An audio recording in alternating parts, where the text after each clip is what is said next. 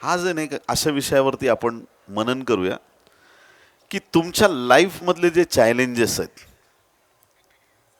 कुठलं चॅलेंज घेऊन आज तुम्ही इथं आलेले आहात, कुठल्या परिस्थितीमध्ये तुम्ही अडकलेले आहात, काय समस्या तुमच्या जीवनामध्ये आहे.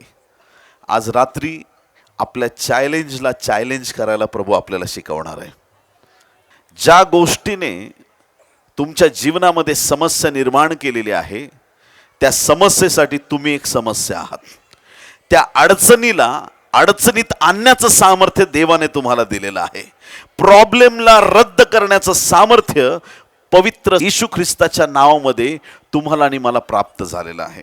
आपल्या जीवनातील आव्हानांकडे भीतीने पाहू नका, तर त्या आव्हानांना आज रात्री आव्हान करा की माझा देव माझ्या बरोबर आहे आणि प्रत्येक समस्या आज रात्री माझ्या जीवनातून निघून जाणार आहे. प्रत्येक अडचण माझा प्रभू माझ्या जीवनातून काढून टाकणार आहे. प्रत्येक जीवनातील दुःख, प्रत्येक अडचण प्रभू परमेश्वर त्याच्या कृपेने आपल्या जीवनातून दूर करणार आहे. परमेश्वर ज्यावेळेस अडचणी दूर करतो, तर त्या आशा दूर करतो की त्या कधी होत्या की नव्हत्या असं तुम्हाला वाटेल. यशाया 41 अध्याय 11 आणि 12 वचन, आयजाया चॅप्टर 41 वर्सेस 11 and 12. पहा, जे तुझ्यावर क्षुब्ध झाले ते लज्जित व फज्जित होतील. तुझ्याशी झुंजणारे शून्यवत्व नष्ट होतील. आमीन म्हणायची हिंमत आहे कोणा? येस. तुझ्याशी झुंजणारे शून्यवत्व नष्ट होतील. तुझ्याशी लढणाऱ्यांना तू धुंडाळशील, पण ते तुला सापडायचे नाहीत. तुझ्याशी युद्ध करणाऱ्यांचा न्यायनाट होईल. आमेन. देवाचं पवित्र वचन आहे की जे तुझ्याशी युद्ध करत आहेत, ज्या समस्या तुझ्या विरोधात उभ्या आहेत, त्यांना तू शोधशील, पण ते तुला सापडणार नाहीत. तुमच्या समस्या इतक्या परमेश्वर तुमच्यापासून दूर करून टाकेल.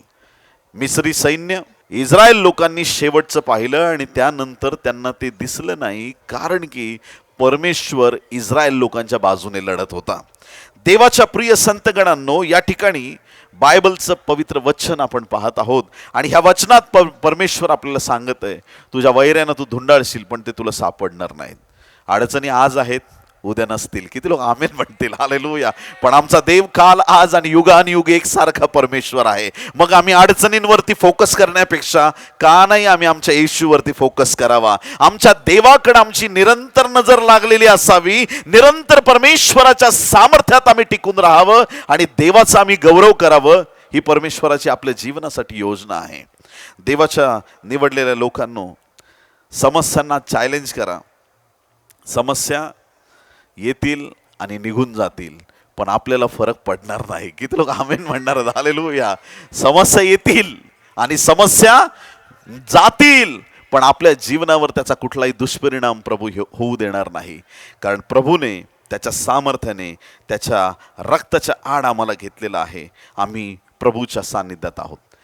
एक टाइम असा होता इस्रायल लोकांसाठी की ते शास्त्राच्या पुस्तकात जर तुम्ही पाहिलंय तर तिथं तुम्हाला पाहायला मिळेल, परमेश्वराने कृपा केली की लोक देवाला विसरायचे.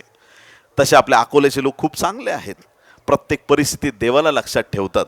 परंतु काही ठिकाणी लोक असे आहेत की चांगले दिवस आले की परमेश्वराला विसरतात. नोकरी नसली की रडून रडून उपास तापास प्रार्थना करतील. नोकरी ज्या दिवशी मिळेल त्या दिवसापासून चर्चला येणं बंद. असं आपल्याकडचे लोक नाही करत, पण काही ठिकाणी आहेत असे. हे इस्रायल लोक असेच होते. चांगला सुकाळ आला, खायला प्यायला सगळं मिळालं, शेतीबाडीचं उत्पन्न मिळालं, सगळं चांगलं झालं की देवाला विसरून जायचे. आणि असेच एकदा विसरले. मग विसरल्यानंतर मग देवबाप कशाला हस्तक्षेप करतोय? परमेश्वर त्यांच्यापासून दूर आहे. आणि मग त्या प्रसंगामध्ये असं घडलं. शास्त्राच्या पुस्तकात 6व्या अध्यायाच्या 1ल्या वचनापासून जर आपण पाहाल तर या ठिकाणी इस्रायल लोकांनी परमेश्वराच्या दृष्टीने वाईट ते केले, तेव्हा परमेश्वराने त्यांना 7 वर्षे मिद्यानांच्या हाती दिले. मिद्यानांचा हात इस्रायलावरती प्रबळ झाला, वैरी प्रबळ झाला आणि वैरी 7 वर्ष त्यांना छळत होते. सगळ्यांनी म्हणा 7 वर्ष. या ठिकाणी 7 वर्ष मिद्यानी लोक इस्रायल लोकांना छळत होते आणि इतका भयंकर छळ होता. आता तो कसा होतो तो बघा, की वैरी एवढा प्रबळ झालेला आहे. दुसरं वचन, मिद्यानाच्या भीतीने इस्रायल लोकांनी डोंगरातून आपल्यासाठी विवरे, गुहा व दुर्ग तयार केले. म्हणजे लपून छपून बसायला लागले डोंगरांमध्ये. गाव सोडायचं, घर सोडायचं आणि कुठंतरी लपून छपून जीवन जगायचं, एवढा धाक मिद्यानी लोकांचा त्यांच्या मनामध्ये बसलेला होता. समस्या आल्या की समस्यांनी खूप लोक घाबरून जातात, भयभीत होऊन जातात की या समस्या माझ्या जीवनामध्ये अशा प्रकारच्या आलेल्या आहेत की या समस्यांपुढे माझा टिकाव लागणार नाही. कितीतरी लोक अडचण लांबून येताना बघूनच इथं हातपाय ढिल्ले सोडून देतात, सैल होतात, एकदम जीव सोडतील की काय अशी परिस्थिती करून टाकतात.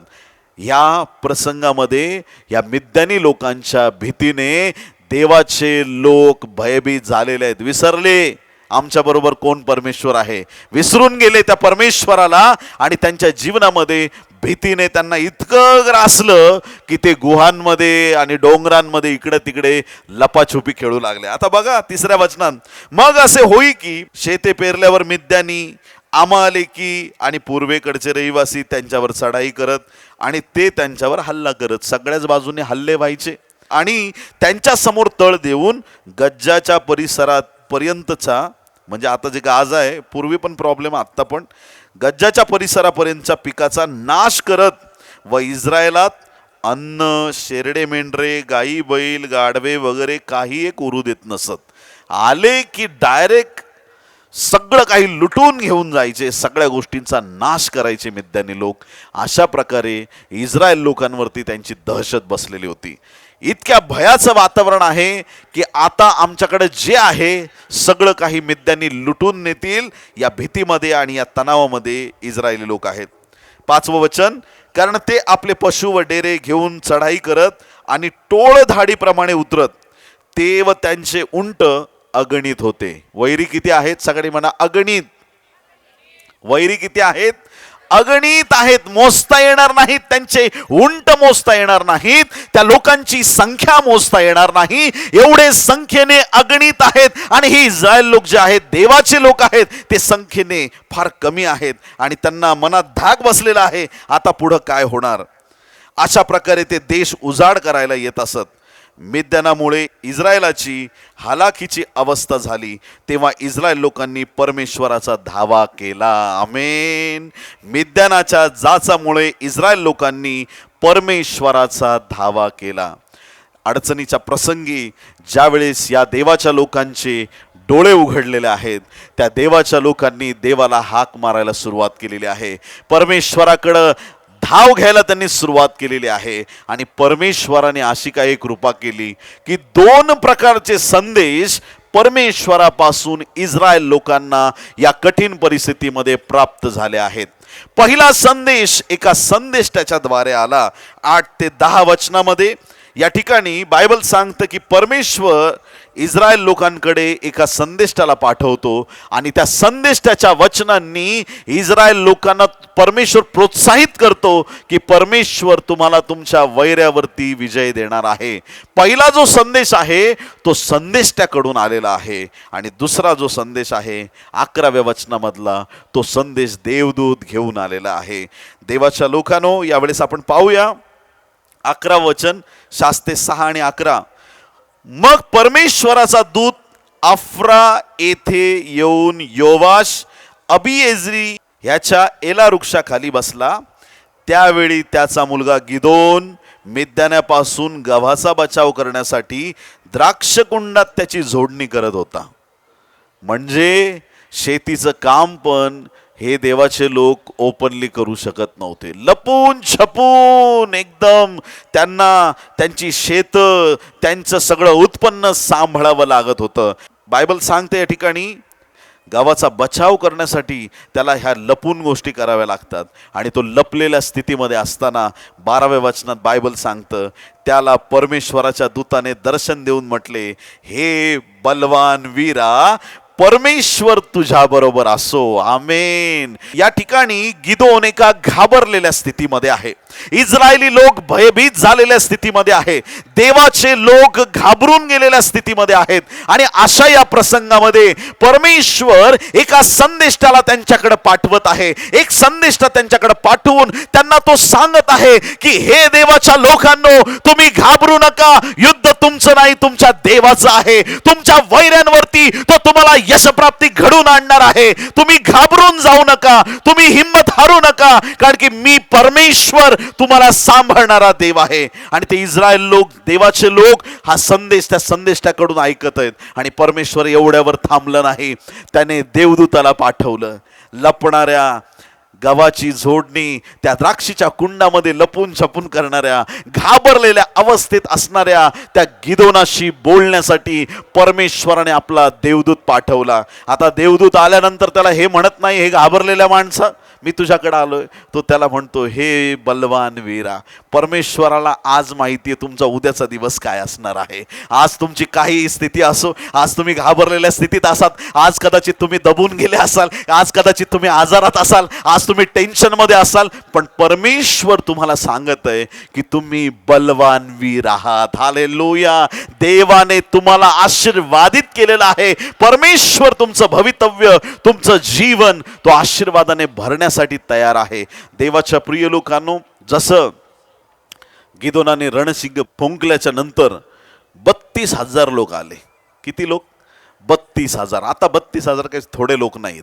आणि 32,000 लोकांनी युद्ध जिंकलं तर सगळे म्हणणार की आम्ही युद्ध जिंकलं, कारण 32,000 लोक संख्येने जास्त आहेत. आणि मग सरते शेवटी तुम्हाला ठाऊक आहे की काय घटना तिथं घडल्या. पाणी पिण्याची घटना आणि इतर काही गोष्टी. कोण घाबरणार आहेत त्यांनी घरी जा सांगितलं. आणि सरते शेवटी फक्त 300 लोकांना निवडण्यात आलं. किती लोक आमेन म्हणतील या गोष्टीला? बोलावलेले पुष्कळ, निवडलेले किती आहेत? थोडके आहेत. गिदोन घाबरलेला आहे.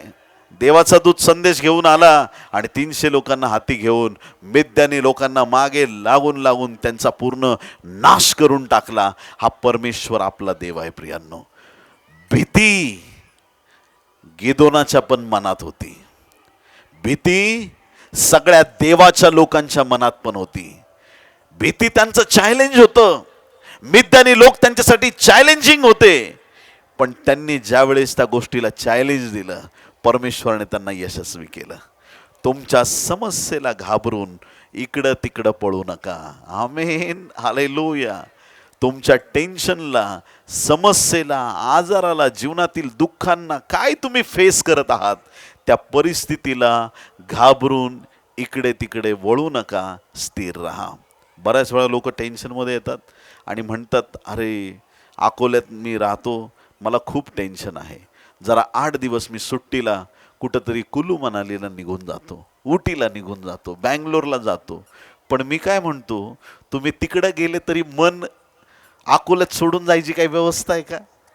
तिकडं तुम्ही थंड हवेच्या ठिकाणी जाल, पण मनामध्ये विचार तेच चालू राहतील, तुमचे प्रॉब्लेम, तुमच्या समस्या.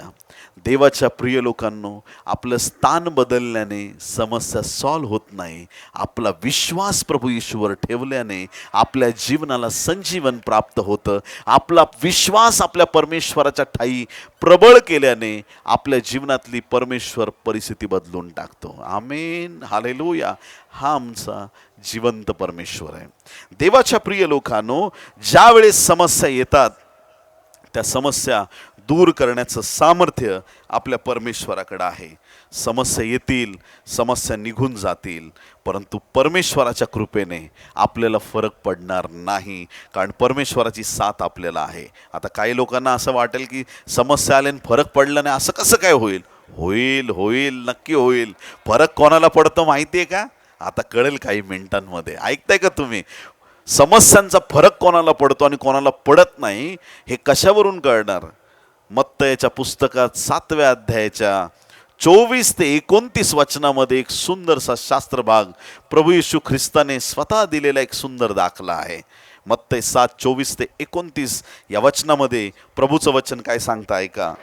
यास्तव जो प्रत्येक जण ही माझी वचने ऐकून त्याप्रमाणे वागतो, तो कोणा एका सुज्ञ मनुष्यासारखा ठरेल. त्याने आपले घर खडकावर बांधले, मग पाऊस पडला, पूर आला, वाराही सुटला व त्या घरास लागला, तरी ते पडले नाही, कारण त्याचा पाया खडकावर घातला होता. तसेच जो कोणी माझी वचने ऐकून त्याप्रमाणे वागत नाही, तो कोणा एका मूर्ख मनुष्यासारखा ठरेल. त्याने आपले घर वाळूवर बांधले. मग पाऊस पडला, पूर आला, वाराही सुटला व त्या घरास लागला, तेव्हा ते पडले, अगदी कोसळून पडले. येशूने हे सर्व बोलणे समाप्त केल्यावर असे झाले की लोकसमुदाय त्याच्या शिक्षणावरून थक्क झाले, कारण तो त्यांना त्यांच्या शास्त्री लोकांसारखा नव्हे तर अधिकारवाणीने शिकवत होता. आमेन. किती सुंदर गोष्ट आहे बघा. येशू ख्रिस्त ज्यावेळेस बोलायचा, उदाहरणं दाखले देऊन बोलायचा, आणि त्या दाखल्यांमधून सहज सोप्या भाषेत लोकांना तो समजून सांगायचा खूप गोष्टी. आणि येशूने दिलेला दाखला आहे. 2 व्यक्तींनी घरं बांधली. एकाचं घर होतं वाळूवर आणि दुसऱ्याचं घर होतं खडकावर. घर होतं वाळूवर बांधणाऱ्यांनी पटापट फिनिश केला असेल. का? कारण त्याला पाया खणायचंच नव्हता. वाळूवर वाळू दिसली, डायरेक्ट बांधून टाकलं. बाह्य स्वरूप त्याला फक्त लोकांना दाखवायचं असेल, पटकन घर पूर्ण केलं आणि बघा माझं घर किती चांगलं आहे. परंतु त्या घराचा पाया वाळूवरती घेतलेला होता. बाहेर काय आहे त्याच्यापेक्षा आत काय आहे हे जास्त महत्वाचं आहे. हालेलुया. एका जत्रेत एक लहान मुलगा गेला आणि त्याने बघितलं फुगेवाला फुगे विकतोय, आणि त्याने बघितलं लाल फुगा उडतोय, पिवळा फुगा उडतोय, आणि सगळे फुगे अशा हवेत वरती तरंगलेले. तो खूप आनंदी झाला आणि मग तो त्या फुगेवाल्याला जाऊन विचारतो, अंकल अंकल काय रे बेटा, काय झालं? हा बघा लाल फुगा पण उडतोय आणि पिवळा फुगा पण. मला एक सांगा, हा निळ्या रंगाचा फुगा पण उडू शकतो का वरती? अरे रे रे रे, हे रंगावर नाही रे बाळा, त्याच्या आत जे आहे ना त्याच्यावरती डिपेंड आहे. बघ थांब मी तुला दाखवतो. मग त्याने ती हवा त्याच्यात स्पेशल भरून दाखवली गॅस, आणि मग जसा तो फुगा वरती उडायला लागला, मुलाला आनंद झाला. आज देवाच्या प्रिय लोकांनो, बाहेरून कसे दिसतो याला महत्व नाही, आत काय भरलेलं आहे त्याला महत्व आहे. तुमच्या आत काय आहे? देवाच्या प्रिय लोकांनो, काय घर वाळूवरती एकदम सुंदर घर दिसत असेल, पण लोकांना माहीतच नाही हे घर कशावरती बांधलंय. घर भरणीला सगळा गाव जमला असेल, है की नाही? इन्व्हिटेशन सगळ्यांना मिळालं असेल, पाळक साहेबांनी चांगली रिबीन कापली असेल, इकडचं उद्घाटन झाल्यावर तिकडचं उद्घाटन करायला थोडा टाइम लागला असेल. खडकावरचं घर बांधायला वेळ लागतो. किती लोक आमेन म्हणतील? हालेलुया. काही गोष्टींना विलंब लागतो. ॲक्सेप्ट करा प्रियांनो, ॲक्सेप्ट करा, करावंच लागेल, करावंच लागेल. काही गोष्टींना विलंब लागतो आणि तो लागू द्यायला पाहिजे. आमेन. तुम्ही 2 प्रकारची घरं बांधताय. एक जण बांधतोय, एक छोटंसं झोपडं बांधतोय, आणि दुसरा महाल बांधतोय. कोणाला वेळ लागेल हो? झोपड्याला. हा 8 दिवसात उभं करेल. मग जेव्हा तुमच्या जीवनाकडे लोक बघून म्हणतात, काय रे तुझ्या मित्राची गाडी आली, तुझी कधी येणार आहे? थांब थांब, माझा टाइम येईल तेव्हा तुला दिसेल. लोकांकडे बघून आम्ही गडबड करायची नाही. पुढं चाललेत, वा वा वा, व्हेरी गुड, भरपूर पुढं जा. घरं बांधलेत, गाड्या घेतल्यात, काय काय केलंय, बरोबरचे क्लासमेट माझे पुढं गेले, ह्याचं असं चांगलं झालं. आनंद करा, आनंद. तुमचा टाइम येईल ना त्यावेळेस परमेश्वर तुम्हाला असं उंच करेल, तुमचं जीवन देवाच्या सामर्थ्याने भरून जाईल आणि तुम्ही देवाचं गौरव कराल. ज्याने वाळूवर घर बांधलं, पटकन बांधून पूर्ण झालं, उद्घाटन झालं, सगळं झालं, हा बाबा अजून पायच खणतोय. आणि जेव्हा ते घर दुसरं उभं राहिलं, त्याच्यानंतर दोन्ही घरं अगदी छान उभी आहेत बाजूबाजूला. वा वा वा, हे पण घर आहे पण ते वाळूवर आहे, वा वा, ते पण घर आहे पण ते खडकावर आहे. दोन्ही घरांमध्ये फरक आहे. उन्हाळ्याचे दिवस होते, सगळं छान चाललं होतं, आणि मग लागला असेल जूनचा महिना. बेसावध आहे ज्याचं घर वाळूवरती आहे, त्याला माहीतच नाही मुसळधार पाऊस येणार आहे, त्याला माहीतच नाही पुढे काय घडणार आहे. बेसावध आहे, बेसावध. येशू ख्रिस्त पण त्या पावसासारखाच येईल. येशू तसाच येईल. लोक बेसावध असताना येईल. बायबल सांगतं, चोर जसा रात्री येतो, चोर कसा येतो? इन्व्हिटेशन कार्ड देत नाही. आज आपल्या घरी मी डाका टाकावयास येत आहे, कृपया सर्वच दागिने वगैरे टेबलवरती काढून ठेवा, तुमचं आम्ही पूर्ण सगळं लुटून नेणार आहोत. कुठल्या प्रकारे इन्व्हिटेशन किंवा काही असं आमंत्रण पत्रिका ते जाहीर करत नाहीत, वृत्तपत्रामध्ये देत नाहीत. आज आमचा डाक्याचा एरिया असा असा आहे असं ते घेत नाहीत. गपचूप येतात, अचानक येतात. प्रभूचं येणं फार अचानक होणार आहे. बेसावध असतील, पण धन्य ते लोक ज्यांनी आपल्या घराचा पाया खडकावरती रचला आहे. प्रभू सकाळी येऊ, दुपारी येऊ, मध्यरात्री येऊ, त्यांना भिण्याची गरज नाही. ज्यांचा पाया वाळूवरती आहे त्यांनी सावध व्हायची गरज आहे. घर उचलून खडकावरती घेऊ द्या. किती लोक आमेन म्हणतील? हालेलुया, प्रभूची स्तुती. देवाच्या प्रिय लोकांनो, अकस्मात पाऊस आला आणि तो साधारण पाऊस नव्हता, मुसळधार पाऊस आला. झरे वाहू लागले, पाणी वाहतंय, खूप जोरदार वेगाने पाऊस आला. पाऊस दोन्ही घरांना लागला. पाऊस दोन्ही घरांना लागला. एक गोष्ट पक्की लक्षात ठेवा, ख्रिश्चन लोकांना असं वाटतं की अडचणी आमच्याकडे येऊच नाहीत आणि येणारच नाहीत. नाही, अडचणी सगळ्यांना येणार. ऐकताय? येशूवर विश्वास ठेवणाऱ्या लोकांना पण अडचणी येणार. पण फरक काय बघा ना, किती सुंदर. पाऊस आला, दोन्ही घरांना पाऊस लागतोय, पण एक असं कोसळलं की परत ते उभं राहण्याच्या लायकीचं नाही राहिलं. पण दुसऱ्या घराला किती पाऊस लागतोय, किती पाणी त्याला वाहून नेण्याचा प्रयत्न करतोय, पण त्या घराला फरक पडला नाही. मी आधीपासून एकच गोष्ट सांगतोय, संकट येतील आणि संकट जातील, तुम्ही स्थिर राहाल, तुमचं जीवन स्थिर राहील. आणि म्हणून जेव्हा अडचणी येतात त्या अडचणीत आनंद करायला शिका. आमेन, हालेलुया. त्या अडचणीत, त्या संकटामध्ये प्रभूचं गौरव करायला शिका. देवाच्या प्रिय लोकांनो, प्रभूचं किती अलौकिक सामर्थ्य आहे. ते संकट आलं, ते पावसाचं संकट आलं, पण त्या संकटात वाळूवरचं घर टिकू नाही शकलं. विश्वास कुठे आहे आमचा? कुठल्या गोष्टीने आम्ही ढासळत आहोत? कुठल्या गोष्टीचा आम्हाला भय वाटत आहे? आमचा पाया मजबूत आहे का? आम्ही स्थिर आहोत का प्रभूमध्ये? की आम्ही लगेच पॅनिक होतो, तडकीफड कोणाला उत्तर देऊन टाकतो, लगेच इरिटेट होतो, लगेच कोणाला काही बोलून टाकतो. ज्याला एंड माहीत असतो ना, तो माणूस कधीच पॅनिक होत नाही. किती लोक आमेन म्हणतील या गोष्टीला? ज्याला माहीत आहे पुढं काय घडणार आहे, त्या व्यक्तीला टेन्शन घ्यायची काहीच गरज नाही. मध्यंतरी एक क्वेश्चन खूप फेमस झाला होता, बाहुबलीने कटप्पा को, मला लोक विचारायचे आणि इतकं लोकांना टेन्शन. त्यांना हे टेन्शन नाही की येशू आता कधी येणार आहे, त्यांना हे टेन्शन नाही की या महिन्याचे हप्ते भरायचे कसे, त्यांना हे टेन्शन नाही की आता रेंट थकलंय त्याचं काय करायचं, लाईट बिलचं काय करायचं. त्यांना एवढं टेन्शन, ते काय बाहुबलीचं त्यांना टेन्शन आलेलं, दुसरा पिक्चर बघितल्यावर मग त्यांचं टेन्शन गेलं. हे पिक्चर बघणाऱ्यांना टेन्शन होतं, ज्यांनी बनवलं त्याला टेन्शन होतं का काही? त्याला सुरुवातीलाच माहीत होतं कोण मारणार आहे, कोण मारताय आणि काय होणार आहे. ते लोक तुम्ही आणि मी आहोत. हालेलुया.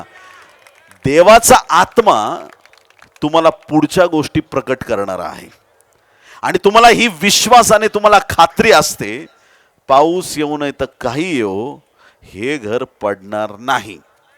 तुम्हाला खात्री असते, तुम्ही भिवून जात नाही, तुम्ही घाबरत नाही. आणि ना, देवाची दया रोज आपल्यावरती नवी होते. कधीच असं समजू नका गेल्या वर्षी देवाने चमत्कार केला परत करील का. ऐकताय तुम्ही चर्च? हालेलुया. तो नेहमी निरंतर त्याच्या सामर्थ्याने आमची भेट घेणारी आहे. त्याचं सामर्थ्य आमच्याशी बोलणारा आहे. तो आम्हाला दाखवून देतो की निरंतर तो आमच्या बरोबर आहे, निरंतर तो आमच्यावरती दया करणारा परमेश्वर आहे. 9 नोव्हेंबर 2024 हा एक असा दिवस होता की खूप बॅक टू बॅक बऱ्याच मीटिंग्स होत्या आणि एकच दिवसासाठी मला मुंबईत माझ्या घरी जायचं होतं. आणि तो पण दिवस आम्ही एक ख्रिसमसचं गाणं केलं होतं, त्याच्या रेकॉर्डिंगसाठी मला जायचं होतं. एक दिवस फक्त, 9 नोव्हेंबर. सगळ्यांना, माझे सगळे चर्चचे टीम वगैरे, गाणारे वाजवणं, सगळ्यांना बरोबर टायमिंग दिला होता. अशा ठिकाणी सकाळी 10ला पोचायचं आहे. मी पण एकदम वेळेवरती तयारी केली, फॅमिलीला घेऊन, लेकरांना, मिसेसला, सगळ्यांना घेऊन मी निघालो. आणि जसं मी माझी गाडी त्या दिवशी सकाळी रोडवरती मी पार्क केलेली होती आणि जसं जाऊन मी बघितलं, मागचं टायर पंक्चर झालेलं. मिसेसला म्हटलं, अरे पंक्चर झालं, आता काय करायचं? इथून तर टायर पण काढता येणार नाही, लेट होईल, लेकरं वाट बघतील, स्टुडिओचं बुकिंग केलं आहे, काय करावं काहीच समजेना. आणि मी म्हटलं थोडीशी गाडी पुढे घेतो. ऐका लक्ष देऊन, थोडीशी गाडी पुढे घेतली आणि मला ती गाडी पुढं घेत असताना परमेश्वरने मला एक आठवण करून दिली की ज्यावेळेस मी 12th सायन्सला होतो, मी जिथं राहायचो तिथून 3 किलोमीटरवर माझं कॉलेज होतं. आणि एक दिवशी असं झालं की माझी एक परीक्षा होती कॉलेजमध्ये 12वी सायन्सला असताना, आणि मध्येच रस्त्यात अर्ध्या रस्त्यात गेलो आणि माझं सायकलचं चाक पंक्चर झालं. आणि मी त्या सायकलचं चाक पंक्चर झाल्याच्या नंतर मी खाली उतरलो आणि मी म्हटलं, प्रभू आता हे पंक्चर काढेपर्यंत इथं जवळ दुकान नाही आहे, माझा पेपर मिस होईल, माझं काय होईल मला समजत नाही. आणि प्रभूने मला एवढंच सांगितलं, प्रार्थना कर. आणि मी जसं त्या टायरकडे बघून प्रार्थना करत होतो, विश्वास ठेवा, जसं आत्म्यात भरून मी त्या टायरला आज्ञा करत होतो, त्या टायरमधली हवा वाढायला लागली आणि ती सायकल एकदम पूर्ववत झाली. मी प्रभूला धन्यवाद दिले आणि प्रभूला मी खूप मनापासून आभार मानले. मला हे आठवलं आणि मी एकच वाक्य म्हटलं, माझा देव काल आज युगानुयुग एक सारखा आहे.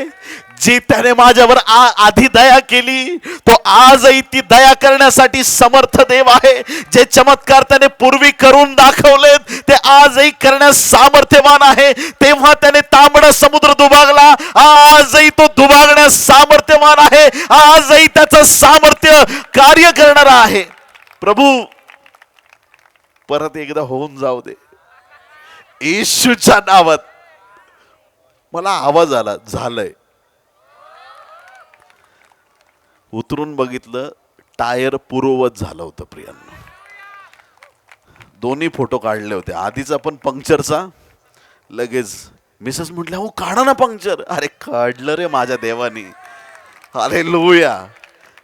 छोट्या गोष्टी आहेत, लहान लहान गोष्टी आहेत, पण हाच आनंद खूप मोठा आहे. चिन्ह आहेत हे चिन्ह. देव आपल्या बरोबर आहे, प्रभू आपल्या बरोबर आहे. खडकावरती घर बांधलंय ना, कोणाला घाबरायची गरज नाहीये. हालेलुया. ज्याचं घर वाळूवर असेल त्याला भीती वाटेल, ज्याचं घर वाळूवर असेल त्याला दडपण येईल. चॅलेंजेस किती मोठे असो, त्या वादळासारखे, त्या पावसासारखे चॅलेंजेस तुमच्या जीवनाकडे येऊ शकतात, येणार नाहीत असं मी म्हणत नाहीये. पण त्या चॅलेंजेसला चॅलेंज करा. माझा देव माझ्या बरोबर आहे. माझा प्रभू परिस्थिती बदलणारा देव आहे आणि तो माझ्या जीवनातली परिस्थिती बदलणार आहे. समस्यांपुढं मुळीच हार मानू नका. आमेन. बोलो येशू मसीह की. म्हणा, माझ्या जीवनातील प्रत्येक चॅलेंजला मी चॅलेंज करतो, प्रत्येक आव्हानाला मी आव्हान करतो. माझी प्रत्येक समस्या येशूच्या नावात आज रात्री रद्द होत आहे. माझ्या प्रभूने मला विजयी केलं आहे येशूच्या नावात. आमेन. बोला येशू मसीह की. आमेन. दाविदा पुढे पण खूप मोठा प्रॉब्लेम होता गल्ल्यात. ॲक्च्युली ज्यावेळेस दावीद तिथं पोहोचला ना, तो असं काय फुकटमध्ये लढायला गेला नाही. काही लोकांना वाटतं दाविदाने तिकडं ऐकलं आणि लगेच गेला आणि लढलं. नाही, पहिले त्यांनी पूर्ण इन्फॉर्मेशन काढून घेतली. ह्याला मारल्यावर मला काय मिळणार आहे. किती लोक आमेन म्हणतील. हालेलुया. ठीक आहे, हे गल्ल्यात बिल्ल्यात सगळं ठीक आहे, तो देवाला नावं ठेवतोय देवाच्या, पण मला काय मिळणार. भरपूर संपत्ती मिळेल, 3 गोष्टी सांगितल्या. भरपूर संपत्ती मिळेल, राजकन्याबरोबर विवाह, आणि तिसरी महत्वाची गोष्ट, त्याच्या घराण्याला टॅक्स नाही लागणार. मोफत त्यांचं घराणं फ्री झालं. अख्खं घराणं, तो एकट्या व्यक्तीने अख्खं घराणं. ओके. दाविदाने विचार केला, आपण तर बॅचलर आहे, विवाह तर करायचंच आहे आपल्याला येत्या दिवसात. तो एक प्रश्न मिटला. माझं घराणं अख्खं पूर्ण मुक्त होऊन जाईल, क्या बात आहे. आणि पैसा भरपूर येईल. आपण तर मेंढपाळ आहे, आपल्याला पैशाची गरज आहे, येऊ द्या. काय करायचं. आणि मग देवाच्या प्रिय लोकांनो, ज्या वेळेस तो शाऊलाशी भेट घेतो, शाऊल चिलखत आणि तलवार त्याला देतो, तिथंच शाऊलाची चूक झाली. शाऊलाने चिलखत आणि तलवार त्याला द्यायची नव्हती. चिलखत आणि तलवार ती त्याची आहे, ती राजाची आहे. ज्याने चिलखत आणि तलवार दिली त्याला राजासन पण द्यावंच लागतं एक दिवशी प्रियांनो. त्याची ही चूक झाली आणि त्याने त्या एका गोष्टीमुळे त्याचं राजेपण त्या ठिकाणी त्याने स्वतः धिक्कारल्यासारखं केलं. एक लहान मुलाला ते युद्ध लढण्यासाठी लावलं आणि त्याने त्या परिस्थितीमध्ये स्वतः तो उभा राहिला नाही. आता दाविदाला ते ढाल तलवार तर काही उचले ना, बिचारा लहान मुलगा आहे, तो कसं करणार? त्याला गॅरंटी आहे पण माझा प्रभू काम करणार आहे. सिंह अस्वल यांचा कसा कार्यक्रम केला त्यांनी, तसाच गल्ल्याताचा करणार हे त्याला माहीत होतं. कारण त्याला माहीत आहे की परमेश्वर त्याच्याबरोबर आहे. आणि मग त्याने ओहळातले 5 गुळगुळीत गोटे घेतले, आपल्या धनगरी बटव्यात ठेवले आणि जाऊन उभा राहिला गल्ल्यातासमोर. आता गल्ल्यात त्याच्या समोर एक मोठा प्रॉब्लेम आहे. गल्ल्यात पण काहीतरी घेऊन आलाय, दावीद पण काहीतरी घेऊन आलाय. गल्ल्यातकडे जे आहे ते सायंटिफिकली एकदम परफेक्ट आहे आणि दाविदाकडे जे आहे तो विषय कशातच बसत नाही. कुठल्याच गोष्टीमध्ये दगड गोटे घेऊन युद्धावर कोण जातं का? असं असतं तर प्रत्येक पोलिसमॅनच्या कमरेला,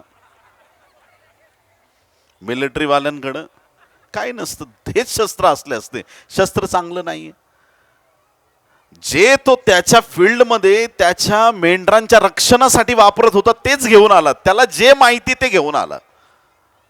प्रभूची ही एक विशेष कृपा आहे. तुमच्याकडे जे असेल त्याला ब्लेस करतो. किती आहे? 5 भाकरी 2 मासे, चला आण, मी ब्लेस करतो. काय तुझ्याकडं? थोडंसं तेल आहे, मी ब्लेस करतो. काय तुझ्याकडं? ते घेऊन ये इकडं, चल मी आशीर्वाद द्यायला तयार आहे. गाढवाचं जाबड, चल ओके, चल मी ब्लेस करतो. जे तुमच्याकडं आहे त्याच्यात प्रभू आशीर्वाद देणारा देव आहे. अशी बरकत देईल, तुम्ही मोजता मोजता थकून जाल पण तो देता देता थकणार नाही. असे आशीर्वाद तो तुमच्या जीवनात देईल की ते आशीर्वाद कशानेही थांबणार नाहीत. आता बघा, गल्ल्यात उभा आहे, अपोजिट साईडला दावीद उभा आहे. आता या ठिकाणी दाविदाचं एक वाक्य खूप पॉवरफुल आहे. ह्या सगळ्या युद्धाला जिंकण्याचं स्वरूप दाविदाकरता देणारं हे एक वाक्य आहे प्रियांनो. आणि काय पहा, 1 शमूएल 17 अध्याय 45 वचन, 1 सॅम्युएल 17:45. तेव्हा दावीद त्या बलिष्ठाला म्हणाला, दावीद त्या बलिष्ठाला म्हणजे गल्ल्याताला म्हणाला, तू तलवार भाला व बर्ची घेऊन माझ्यावर चालून आलास. काय घेऊन आलाय? तलवार भाला बर्ची. युद्धाचे सगळे शस्त्र तू घेऊन आलाय, शस्त्रवाहक घेऊन आलाय, युद्धाचे शस्त्र घेऊन आलेला आहेस. तू तलवार भाला व बर्ची घेऊन माझ्यावर चालून आलास, पण इस्रायली सैन्याच्या देवाला तू तुच्छ लेखले आहेस. त्या सेनाधीश परमेश्वराच्या नामाने मी तुझ्याकडे आलो आहे. आमेन, हालेलुया. दावीद ना इथं शस्त्रांची तुलना करत नाही, शस्त्रांची तुलना करत नाही. कधीच आपल्या वैऱ्याबरोबर स्वतःची तुलना करू नका. किती लोक आमेन म्हणतील? देवाच्या प्रिय लोकांनो, दाविदाने त्याच्याशी कंपॅरिझन करताना त्याने स्वतःची कंपॅरिझन नाही केली. कधी पण हे लक्षात ठेवा, स्वतःला कंपेअर नाही केलं. तुझ्याकडं तलवार भाला बर्ची आहे, माझ्याकडं काठी आहे, माझ्याकडं गोफन आहे, माझ्याकडं 5 धोंडे आहेत, बघ मी कसा आलोय. स्वतःकडं नाही पाहिलं त्याने त्याच्याबरोबर डायरेक्ट देवाला भिडवून दिलं. तुझ्याकडं तलवार भाला बर्ची आहे, पण ज्या देवाला तू तुच्छ लेखतोस त्या देवाचं नाव घेऊन मी आलोय. म्हणजे परमेश्वर तू त्याला बघ, माझं काही नाही याच्यात. कधीच कोणाबरोबर कंपॅरिझन करू नका, कधीच नाही. तुझं असं आणि माझं तसं नाही, कधीच नाही. कंपॅरिझन करणारे लोक जीवनात कधीच पुढे जात नाही. कंपॅरिझन करू नका, कोणाला तुच्छही लेखू नका आणि कोणाला खूप मोठ्या स्थानावर बघून घाबरून जाऊ नका. आमेन. आपला हुद्दा फार मोठा आहे, देवाच्या लोकांचा हुद्दा फार मोठा आहे. देवाने तुम्हाला आशीर्वादित केलेला आहे. स्वर्गात तुमचा अकाउंट आहे. Hallelujah, praise the Lord. या जगात तुम्हाला बघताना वाटेल माझं घर लहान आहे, माझं असंच आहे, माझं तसंच आहे, पण तुमची संपत्ती स्वर्गात आहे. तुम्ही स्वर्गातून धनवान असणारे लोक आहात. आणि ज्याला माहिती आहे स्वर्गात माझी एवढी संपत्ती आहे, इकडं त्याला कशानेच फरक पडत नाही. हालेलुया. राजपुत्राने एक दिवस राज्याची पाहणी करण्यासाठी जुने फाटके कपडे घालून तो जर पाहणी करायला गेला, याचा अर्थ असा नाही की तो कायमचा दरिद्री झालाय. आमचा पोशाख आज कसाही असलं तरी चालेल, पण आत्मिक दृष्टीने आम्ही धनवान आणि आशीर्वादित आहोत. ख्रिस्त नावाचं धन आम्हाला मिळालेलं आहे. आमच्यासारखं कोणी आशीर्वादित नाही. बोलो येशू मसीह की. कंपॅरिझन नको. दाविदाने अशी कंपॅरिझन केली की तू भाला बर्ची घेऊन माझ्याकडे आलेला आहेस, तलवार भाला बर्ची तू माझ्याकडे घेऊन आला, तुझे शस्त्र घेऊन आलाय, पण मी माझ्या देवाचं नाव घेऊन तुझ्याकडे आलेलो आहे. त्या चॅलेंजला त्याने चॅलेंज केलं. तुझ्याकडच्या गोष्टीपेक्षा माझ्याकडे जे आहे, माझ्या देवाचं नाव ते श्रेष्ठ आहे. हालेलुया. सोने रुपये माझ्याकडे काही नाही, पण जे आहे ते तुला देतो. नासुरी येशूच्या नावात चालू लाग. आणि सुंदर नावाच्या दरवाजाजवळ तो पांगळा भिकारी तो लगेच उठला, उड्या मारून प्रभूचं गौरव करू लागला. हे प्रभूचं सामर्थ्य आहे. देवाच्या प्रिय लोकांनो, आज तुमच्या चॅलेंजला चॅलेंज करण्याची गरज आहे. अडचणी पाहून लपाछुपी खेळू नका. प्रॉब्लेम पाहून स्वतःचं तोंड लपवू नका. अडचणी पाहून घाबरून जाऊ नका. कितीतरी लोक कर्जबाजारी होतात आणि त्या कर्जामध्ये आत्महत्येचे विचार त्यांच्याकडे येत आहेत. मी काय म्हणतो, ज्या देवाने स्वतःचा पुत्र पाठवून रक्त सांडलं, तुमच्या कर्जापेक्षा ते रक्त काय तुम्हाला स्वस्त वाटतं? अनमोल रक्त देवाच्या पुत्राचं सांडण्यात आलं, जो परमेश्वर आपल्यावरती एवढं प्रेम करतो. जर देवाने आम्हाला आशीर्वादित केलंय, ते आत्महत्या करण्यासाठी केलेलं नाहीये. आम्हाला मरायची गरज नाही. आमच्यासाठी येशू मरण पावलेलं आहे. हालेलुया. ख्रिस्ताने बलिदान केलेलं आहे. आणि म्हणून आज तुमचे जे चॅलेंजेस आहेत, आज त्या प्रत्येक गोष्टीकडे असं बघा की आज हा प्रॉब्लेम येशूच्या नावात माझ्या पायाखाली आहे. आज ही समस्या येशूच्या नावात माझ्या पुढे हरणार आहे, कारण माझ्या देवाने मला आशीर्वादित केलेलं आहे. हालेलुया. गिदोना पुढं मिद्यानी लोकांना मार खावा लागला. का? कारण देवाने गिदोनाला निवडलं होतं. तुमचा विश्वास आहे देवाने तुम्हाला निवडलंय, मग नक्कीच तुमच्या समस्या आज संपणार आहेत. जर ते घर वाळूवर होतं ते पडून गेलं, पण खडकावरचं घर स्थिर राहिलं, कारण त्या चॅलेंजेसमध्ये टिकण्याचं सामर्थ्य देवाने त्या घराला दिलं होतं, जे खडकावरती बांधलेलं होतं. त्या चॅलेंजेसमध्ये टिकण्याचं सामर्थ्य परमेश्वराने दाविदाला दिलं होतं. आणि म्हणून गल्ल्यात नावाच्या वादळापुढं दावीद एकदम स्थिर उभा राहिला. त्याला फरक पडला नाही, पण गल्ल्यात खाली कोसळला. प्रियांनो, शास्त्रे 14 अध्याय 5 आणि 6 वचनामध्ये बायबल सांगतं, शमशोनावरती सिंहाने झडप टाकली. मग शमशोन मेला का? नाही. सिंहाने त्याला झडप टाकण्याच्या आधी पवित्र आत्म्याने त्याच्यावरती पाखर घातली. करडू फाडावा असं त्याने सिंहाला फाडून टाकलं. तुमच्या समस्या तुमच्या जीवनातून रद्द करण्याचं सामर्थ्य देवाने तुमच्यावरती दिलेलं आहे. आज तुमच्या चॅलेंजेसला चॅलेंज करा. 1 करिंथ 15:57 प्रमाणे, परंतु जो देव आपल्या प्रभू येशू ख्रिस्ताच्या द्वारे आपल्याला जय देतो त्याची स्तुती असो. रोमकरासपत्र 8:37 मध्ये बायबल सांगतं, उलट पक्षी ज्याने आपल्यावर प्रीती केली त्याच्या योगे ह्या सर्व गोष्टीत आपण महाविजयी ठरतो. कसे विजयी? कळतं तुम्हाला? महाविजयी. नुसता विजय नाही, महाविजयी. महाविजयी कोणाला म्हणतात माहिती आहे का? चुकून माकून एखाद्या वेळेस विजय मिळाला त्याला महाविजय नाही म्हणत. एखादा मुलगा सगळ्या विषयात नेहमी फेल होतो आणि एक दिवशी अचानक एखाद्या विषयात 35 मार्कांनी पास होतो, तो महाविजयी नव्हे. हालेलुया. एकदा चुकून पास झालाय, कॉपी करून पास झालाय का कसा पास झालाय, त्याला महाविजयी म्हणत नाहीत. महाविजयी कोण असत माहिती आहे का? ते कधीच हारतच नाहीत. ही समस्या आली विजयी, ती समस्या आली विजयी, प्रत्येक प्रॉब्लेमवरती ते विजयी. आणि स्वर्ग विजयी लोकांसाठी आहे. देवाच्या प्रिय निवडलेल्या लोकांनो, आज आम्हाला प्रभूला हाक मारायची आहे. आज रात्री आपल्याला प्रभूला विनंती करायची आहे. कुठल्या समस्येने आपण त्रस्त आहात, कुठल्या अडचणींमध्ये आहात, कुठल्या दुःखामध्ये आपण आहात, कोणत्या आव्हानांनी तुम्हाला दुःखित केलेलं आहे, कुठल्या गोष्टींनी तुम्हाला निराशेत ढकललेलं आहे, कुठली गोष्ट आपल्या जीवनात अशी आहे की ज्या गोष्टीमुळे आपलं जीवन डिस्टर्ब झालेलं आहे. आज चॅलेंजेसला घाबरू नका. प्रभू तुमच्या बरोबर आहे, येशूचं नाव तुमच्या बरोबर आहे. आज प्रत्येक समस्येला आज चॅलेंज करा की हे समस्ये तुझ्या विरुद्ध येशूच्या नावात मी उभा राहतो, तुला निघून जावं लागेल माझ्या जीवनातून, कारण प्रभूने माझ्या जीवनाचा ताबा घेतलेला आहे. आमेन.